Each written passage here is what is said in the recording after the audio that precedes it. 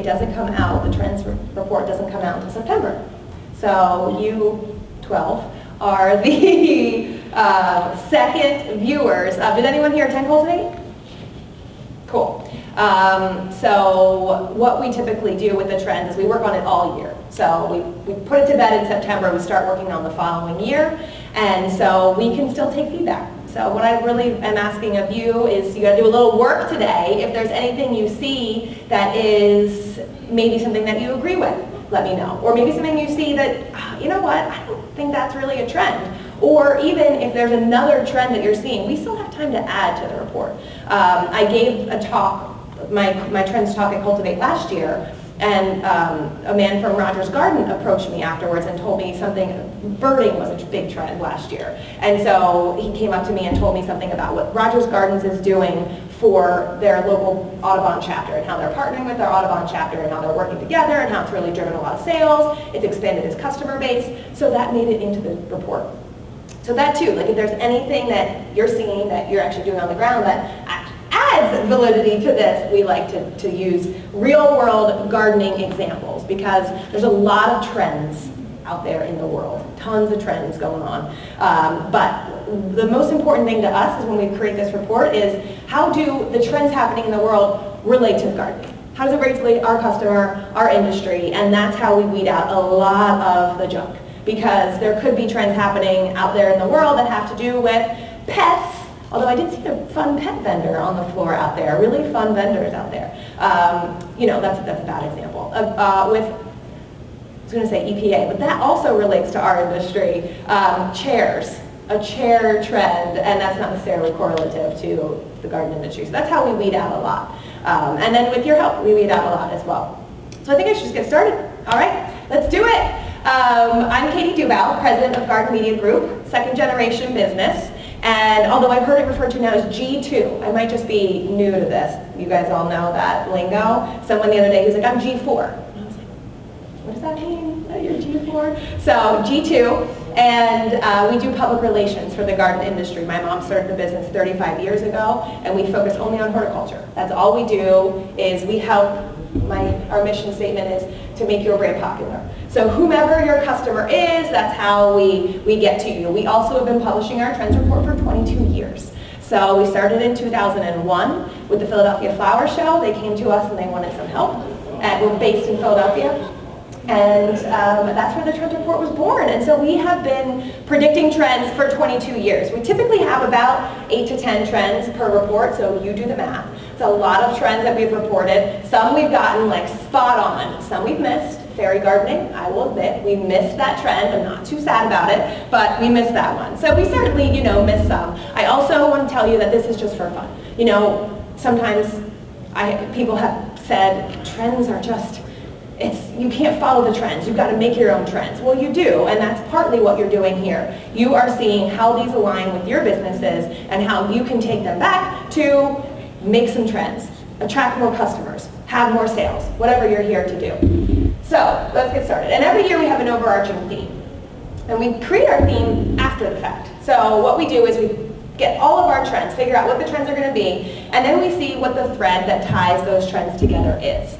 And this year it's called I Believe in Me. So our overarching trends this year are about 2 driving forces that are currently happening that we see out in the world. And that's both the individual and having access. And so those are 2 things that are happening out in the world, and it's this self-reliance, really, when we talk about the individual and access, it all comes back to self-reliance. So if the 90s were about me, which they were, we all were there, maybe not all of us were as old, and the 2000s were treat yourself, it was that self-indulgence, the era of the McMansions. Right now, whatever this is called, the decade of the 20s, it's about self-reliance. So we made it through the pandemic, and we realized that we are all we've got. We all are not the people for this report. The general consumer population grew their own food. So now they realize, if I can do that and feed my family, what else can I do? So the belief that they are really all they've got. No one else is coming to save them, and how can they be reliant on themselves? So it's really about personal empowerment. And it's a positive spin. You know, the self-reliance and the no one is coming to save me could go real dark, but gardening is about empowerment. Gardening is about joy and happiness, and that's really where we're focused on this personal empowerment and self-reliance, is the positivity now that our industry has to offer the people coming out of post-pandemic world. So what we've learned is that we can't control things that happen outside of us. We can only control ourselves. So with that, that's going to echo into our 7 trends. What are we doing? How are we going to do those things? What are we going to buy? And what we buy, how does that reflect our values? So that's the most important thing here, is the things where we choose to spend our money, how does that reflect our values? And we're also creating personal brands, and that's one thing that we'll talk about in one of the trends. Spoiler alert, it's about TikTok. I know some of you just rolled your eyes, I didn't see it, but we're creating personal brands, and we're creating them out in the world. And it's really reflective of our industry, because it's what's happening inside people's homes, and they're sharing these how they're creating little container gardens, and they're sharing all of this, and it's part of who they are, their brand and their identity. And so, rooted in this is that intention of we are all we've got. So that's our overarching theme, is the individual and the access. And each one of our trends will tie back into how a person identifies themselves as an individual and how then they have access to things. So more openness for availability to buy things, whether accessibility for older people, you'll see in the trends. So these are the list of the 7 trends that we have for the year. So let's just dive right into them. The first one is called the Tesla effect. Yes. I'm glad you laughed, please, because this should be fun. Don't take anything too seriously. So let's think about it. How often did the word meta cross your lips in the last decade? None, right? What about the last month? So social media, technology is moving at an extremely rapid pace. And so we are trying to keep up. Just look at the new F-150. Have you guys seen the commercials for the new Ford truck? The all-electric vehicle, how it's pulling a train? So it's really fascinating how quick. I just saw Hummer is coming out with an all-electric vehicle, which is like, what? Hummer and electric does not seem like they work. But that is where the world is going. We are going all electric. And we call it the Tesla effect, because everyone wants to be the Tesla of the lawn and garden industry, the boating industry, the cycling industry. Everybody says they come to these Silicon Valley investors saying they are the next Tesla of fill-in-the-blank industry. And so that's why we call it the Tesla effect. But when we were doing our research for the report, surprisingly, we found that the lawn and garden industry is ahead of every other industry in going electric. This might not surprise you as much as it surprised me, but 17% of the U.S. market is electric or battery-powered lawn and garden equipment. Electric cars, we are 3 times that of electric cars. So we're already ahead of the game, which if you didn't know, usually does not happen in our industry where we're ahead of the trends. So that's a great and positive thing. People are adapting. They're taking our equipment that's battery powered and they're getting it faster than the market can keep up. But the market is adapting as well. You can see that Arizona has offered vouchers to switch to electric, and California will ban gas-powered mowers by 2024.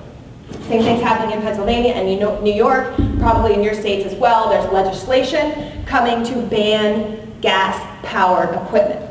So I am on our Pennsylvania Landscape and Nursery Association board, and it's something that we're closely following because it directly impacts our industry and how we can do business. But it also impacts our customer because it makes them have more access. I was shopping for this trip at a store, and I was talking to a woman who told me she's a widow. She looked to be 60 plus, maybe even 70 plus, and she said that she would never cut her grass, never before her husband died, used her string trimmer or a leaf blower, but now that she has battery-powered equipment, she feels empowered to be able to do those things. She feels like she now can be the master of her own home because she's able to do more with this battery-powered equipment. So it's really allowing her to have access and to have that self-reliance. So that's what this kind of technology is doing for our industry.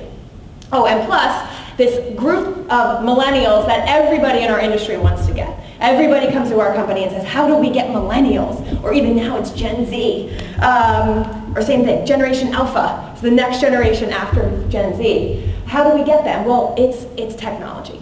They have used technology their whole lives. We call them digital natives. So this is a great way, as they become first-time home buyers, that they're leaning more into this technology than others. And in fact, it's how Home Depot has experienced their best Q1 sales on record, interestingly enough. So I read an interview with Ted Decker, their COO, and he said that almost 90% of the products on their shelves are new SKUs to Home Depot. New SKUs. So when you think about if you are a retailer or if you have products that you create, I know that quest for new can be really tiring, but how are you keeping up with technology and creating these new products that can be on your shelves and attract this new customer and give you the best Q1 that you have had? And what Decker says is that it's innovative products, new innovations, and customer trade-ups.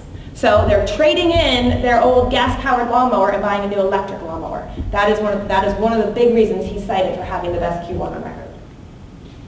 New partnerships, too, are challenging our industry, specifically in technology. You guys might have read that over $20 million last year was invested in 2 influencers. Epic Gardening, I don't know if you follow Kevin Espiritu, but he is an influencer who has now an empire because he had $17.5 million invested into his brand. Same capital investment who invested in the company The Sill, invested in Kevin. And then a smaller, $4.7 million, I would take that, invested in another company called Enter Neverland. And they are a community for gardeners. Mostly houseplants, but a community for gardeners. So Silicon Valley is coming in. Plus there are new smart devices. So I don't know if you also read that Amazon bought Roomba. Or iRobot, sorry, Amazon bought iRobot, the biggest acquisition in Amazon history. Well, the turtle is co-founded by the founder of iRobot. So this space, these things that are happening in our homes are electric vacuum cleaners and whatever other robots we use in our homes. I guess our phones, right, we use every day. That technology is also moving outside. The turtle is a robotic weeding device. So this is happening in our space, that these digital natives are going to be accustomed to using these types of tools. These smart devices you can control from an app, and they change the way that people define success, they define gardening, they define what their personal brand is. And then, let me just make sure, no, 2 more slides. Okay, so in this technology box, I want to talk a little bit about omni-channel shopping, because I like to look a lot at the grocery retailers. I feel like they're a lot, very much reflected in our independent stores. So you go to the grocery store. The grocery store doesn't typically have a robust online platform, but of course over the last 2 years that's changed, and they have created more of a robust online presence.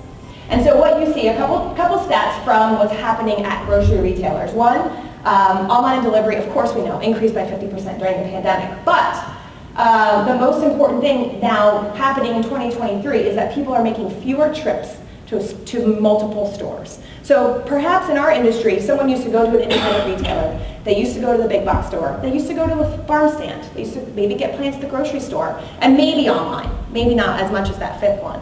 And now we see, and the same thing was happening in grocery, and now we see people only going to one store.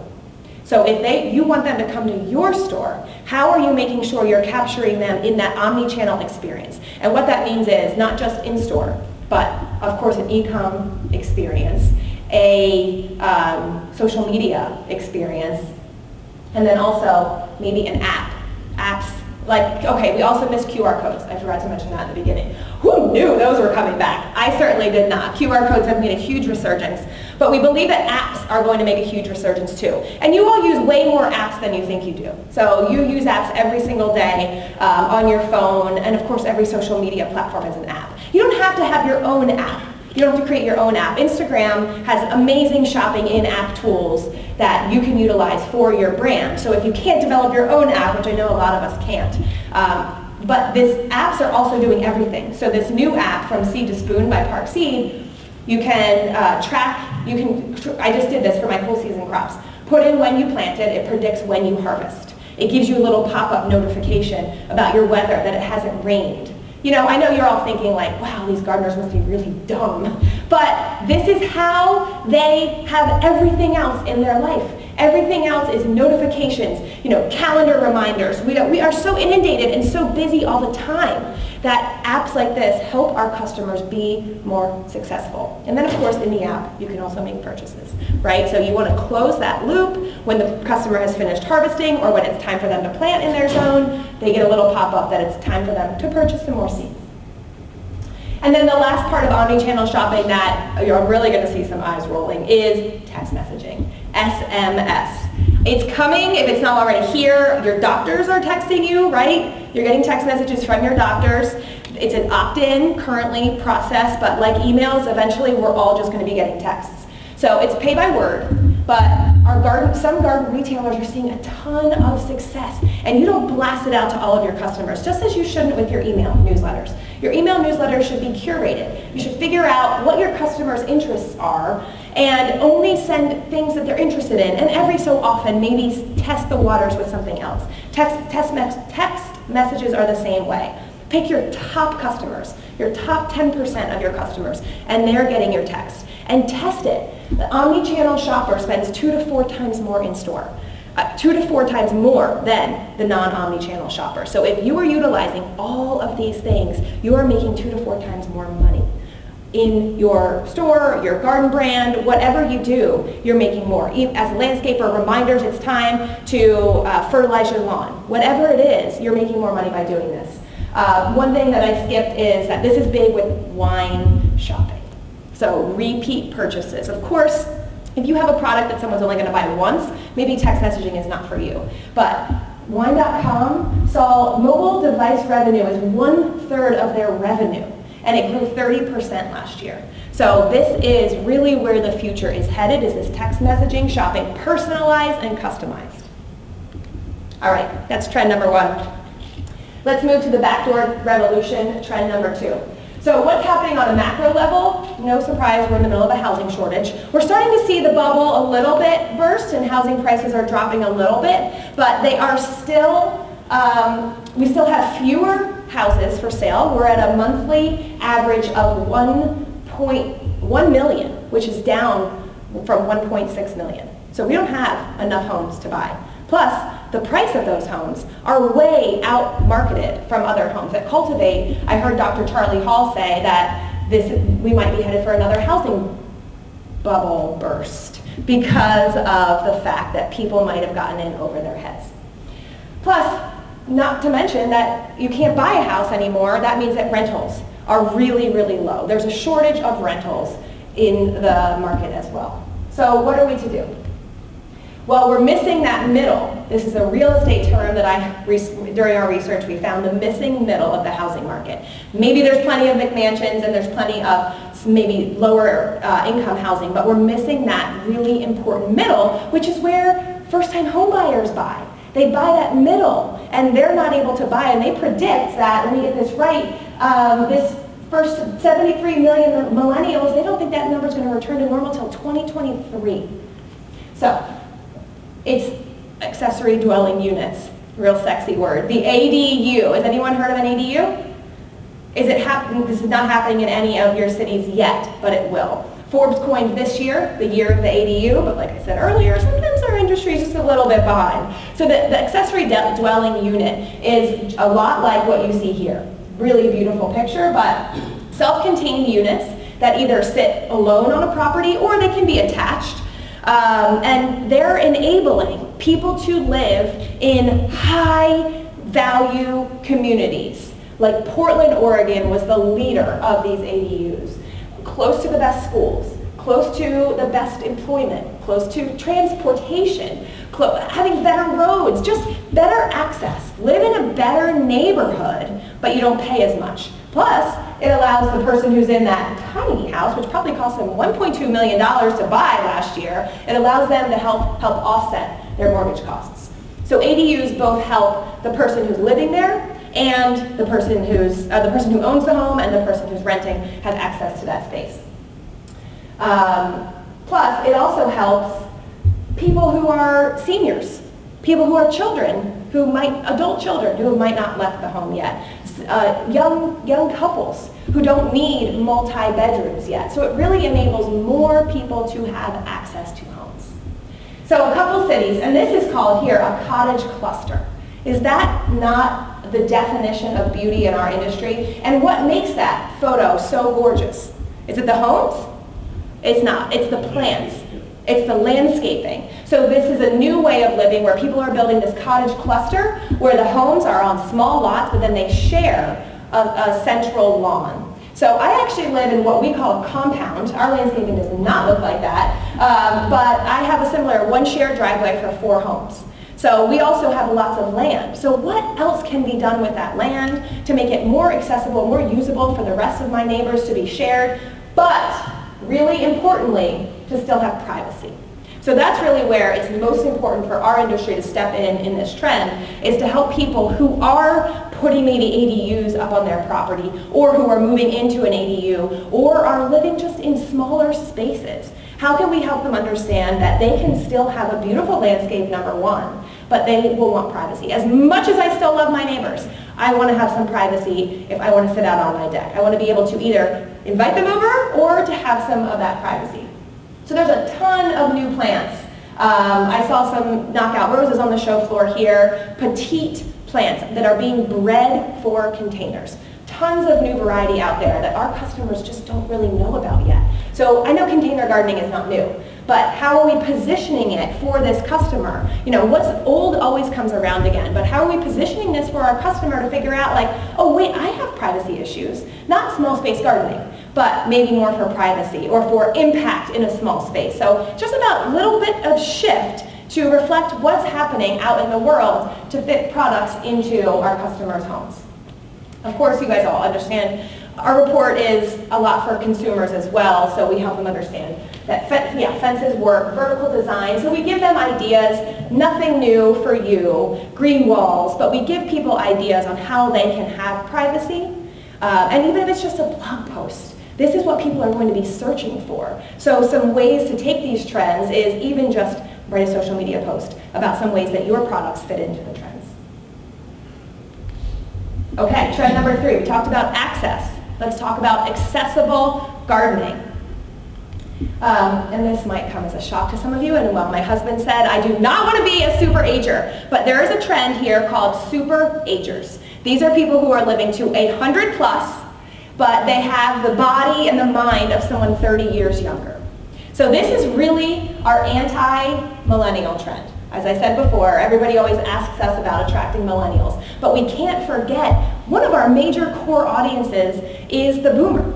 And sometimes we lose sight of the fact that that boomer is still very active and they're still very relevant in our markets. In fact, when I go to garden centers, when I go to public gardens, when I engage with our products out in the world, a lot of times it's young families for sure, millennials, but the boomers are still there. They're changing a little bit though. So we've got our super agers.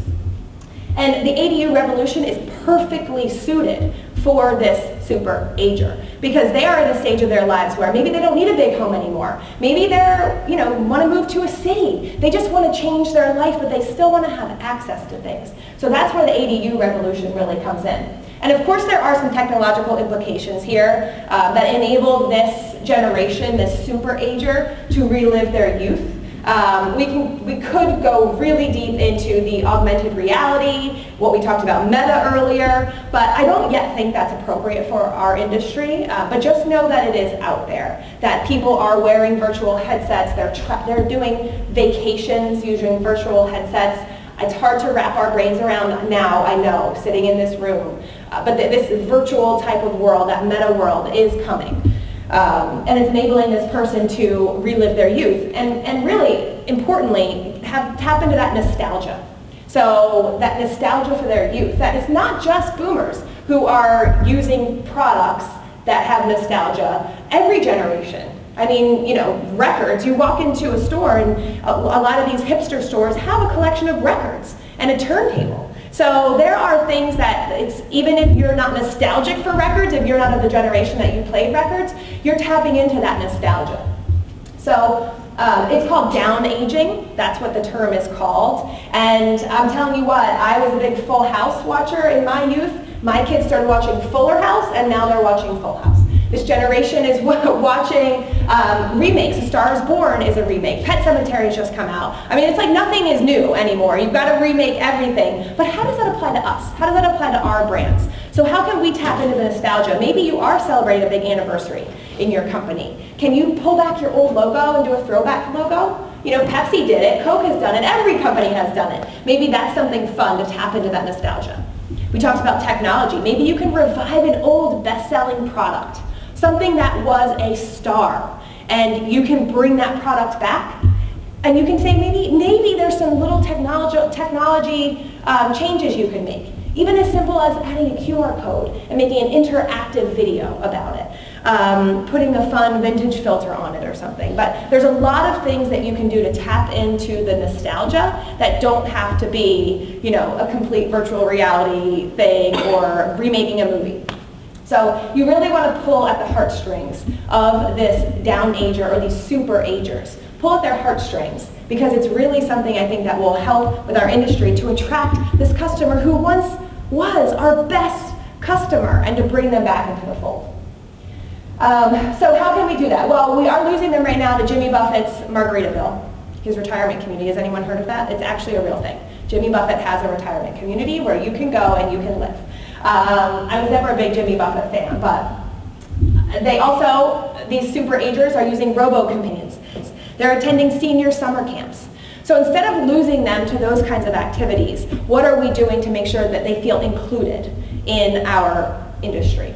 So in Philadelphia, where I'm from, the Outreach Philadelphia has partnered with the Pennsylvania Horticultural Society to create these pop-up gardens. They do them all the time they do pop-up beer gardens, they do pop-up school gardens. They have definitely been more focused in the past on attracting a younger generation because we all have been. We all really want to make sure that our brands survive into the next generation. But they have really focused on seniors more. And they've done pop-up gardens near community centers, near retirement communities. And of course, they've also raised them up. They make them more accessible, not just for someone who can't bend over, but people in wheelchairs. And so it really does bring gardens to people where they are, rather than expecting them to come to us. And the last thing about this audience that is really relevant, that's not new necessarily, but is plant coaching. So you might have a plant coach. There's a brand a houseplant brand that has Ask a Plant Mom right there on their homepage. So the plant mom is really just a staff member, but they position it as the founder's mother. So it's not, though. So who is your plant mom on your staff? Who is somebody on your staff who can be accessible to have people ask questions of? This is not landscape design.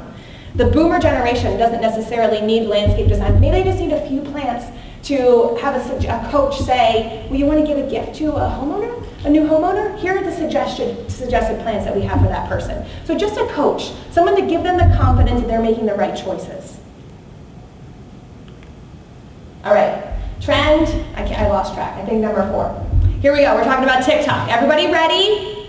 I know it's tough to sometimes think about a new social media platform, but I am talking at one about partnering with influencers and figuring out how to best utilize that because social media is changing so fast. With the recent privacy changes that we saw with Apple, you probably noticed your Facebook page is not reaching the same number of people that it used to. Your Instagram page. These are not reaching the same number of people organically that we used to.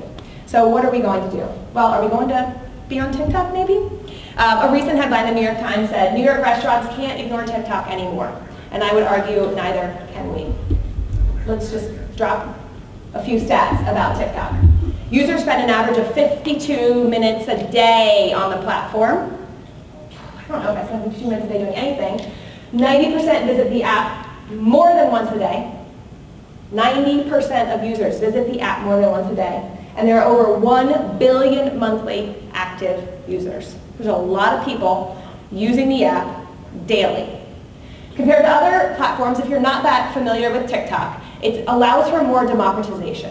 So unlike Instagram or Facebook or any of the other platforms, you have to really follow, although they have changed lately, but you really have to follow that person in order to see their content. Of course, there's hashtags.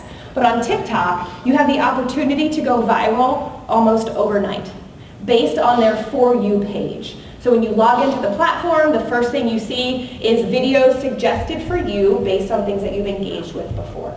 And so you'll see videos and you'll start scrolling through videos that you think are funny, whether it be cat videos. It's not just dancing videos. I think a lot of people think TikTok is just dance videos. It's not. There are financial literacy advice.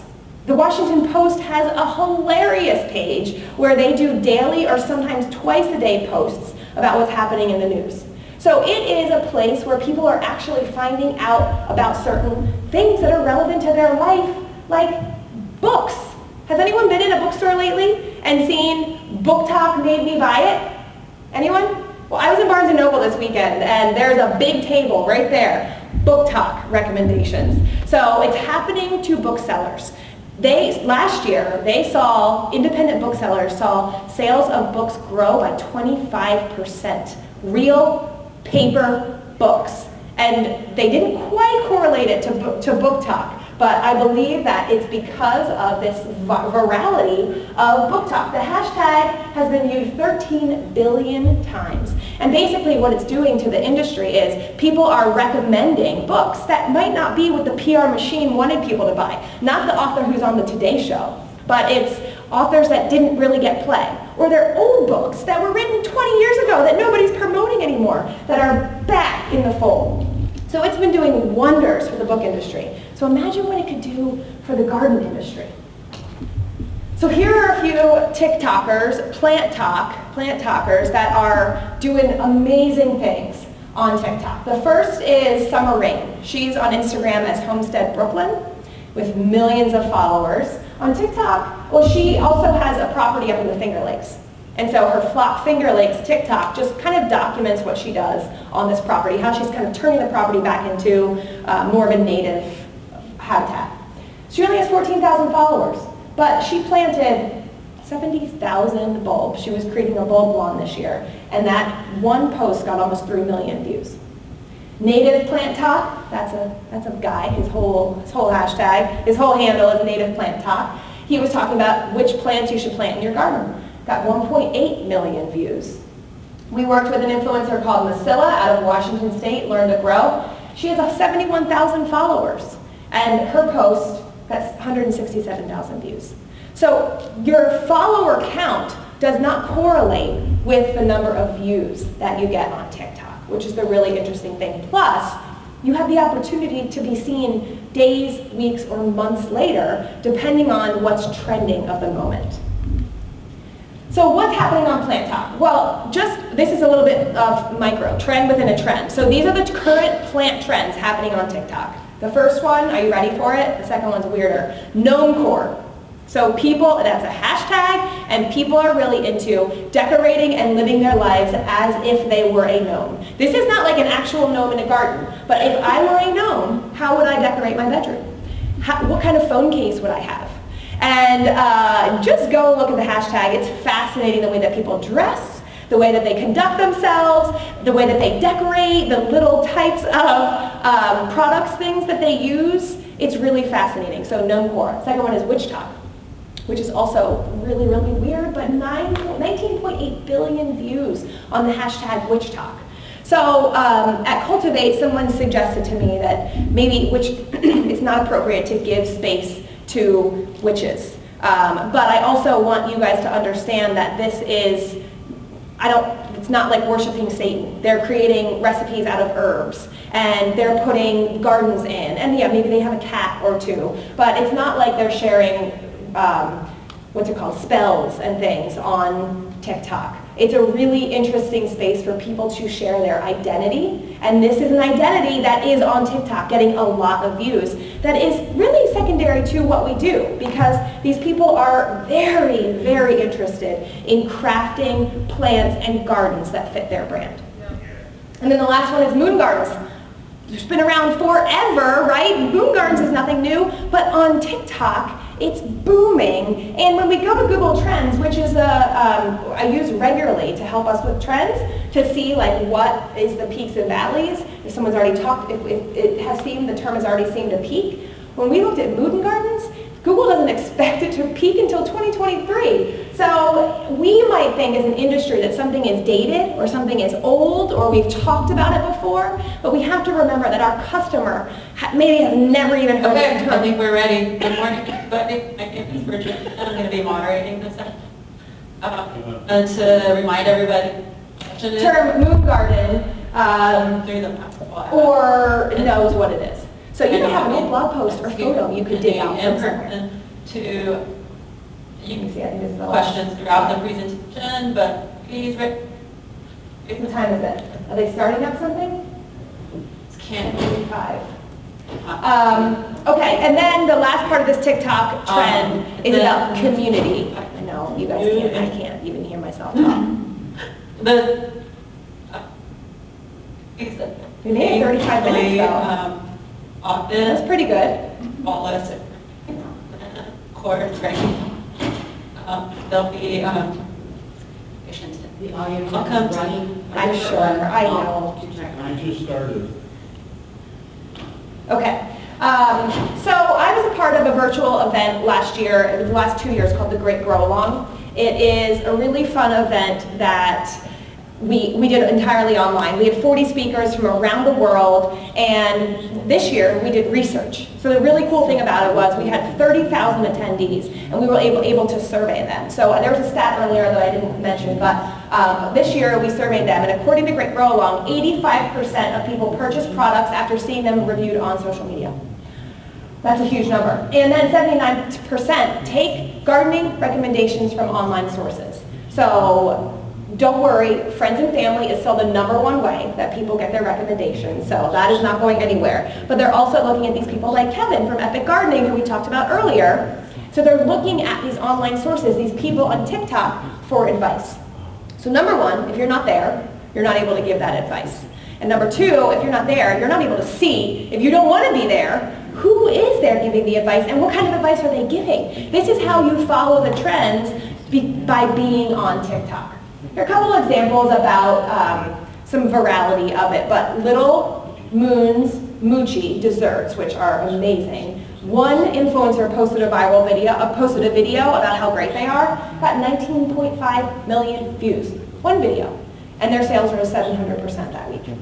Starbucks, of course, had to get in on the action, and they, instead of someone posting about them, they created 2 drinks based on TikTok trends.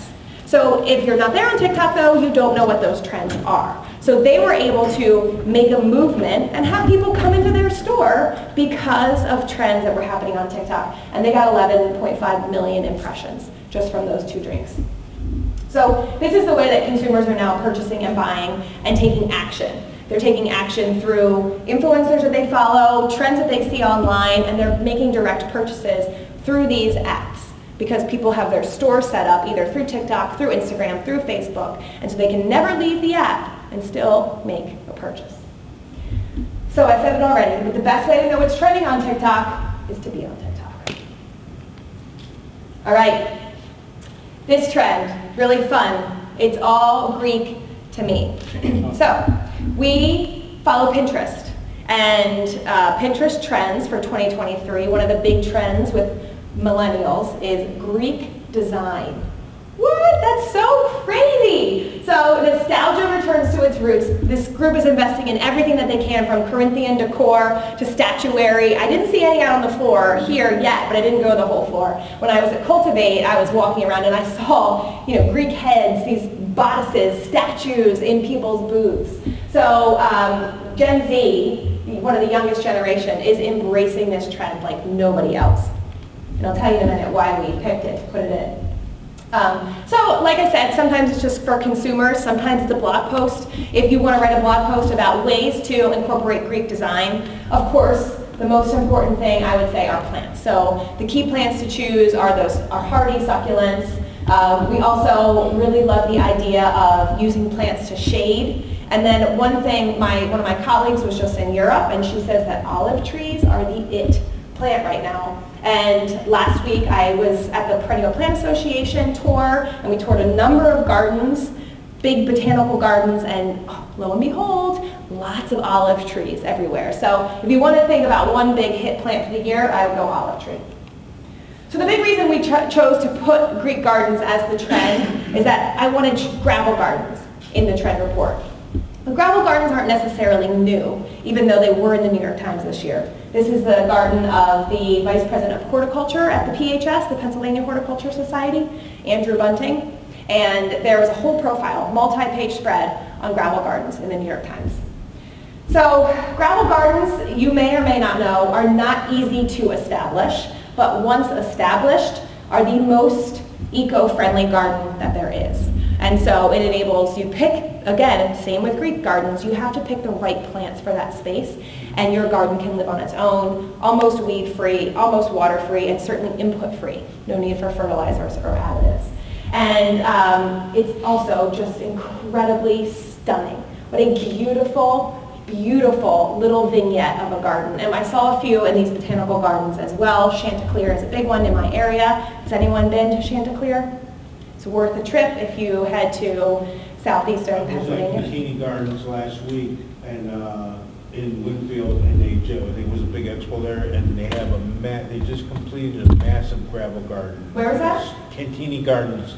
Where's in Winfield, in Illinois, okay. The western suburbs of cool. Chicago. Oh my gosh, I'll have to go and get some pictures. So botanical gardens, I feel like, are the front line where our customers go, bring their kids to run up, get off some steam, maybe go have a beer in their beer garden, whatever you're doing. But they are the front line. They are showing customers what's possible in their own homes and in their own yards. So it's also a great suggestion to go make sure you're visiting your local botanic gardens. Maybe you meet a relationship with them to make sure that your store, your products are echoing the things in the ways that they're changing over, because often they're changing over their displays every season.